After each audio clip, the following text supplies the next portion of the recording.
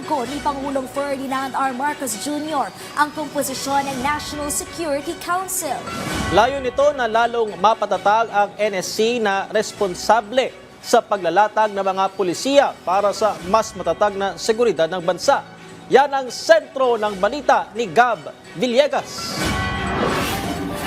Inilabas ng Palasyo ng Malacanang ang isang executive order na magre-reorganize sa National Security Council. Sa ilalim ng Executive Order No. 81 na pinirmahan ni Executive Secretary Lucas Bersamin noong December 30, magsisilbing chairperson ng konseho si Pangulong Ferdinand R. Marcos Jr. Kasama rin sa konseho ang Senate President, House Speaker at Senate President Pro Tempore. Kabilang rin sa mga miyembro ang tatlong Deputy Speaker na itatalaga ni House Speaker Martin Romualdez, Majority at Minority Floor Leader ng Kamara at Senado. Chairperson ng ilang mahalagang komite ng Senado at Kamara, Executive Secretary, National Security Advisor, mga kalihim ng Foreign Affairs Department, Justice Department, National Defense, Interior and Local Government at Labor and Employment. Kasama rin ang Chief Presidential Legal Counsel, kalihim ng Presidential Communications Office, Head ng Presidential Legislative Liaison Office at ilan pang mga opisyal ng gobyerno at mga pribadong individual na maaaring italaga ng Pangulo. Ang Director General ng National Intelligence Coordinating Agency, Chief of Staff ng Armed Forces of the Philippines at Director ng National Bureau of Investigation ay dapat dumalo sa mga pagpupulong ng NSC kung saan kakailanganin na makapagbigay ng payo at tumulong sa deliberasyon.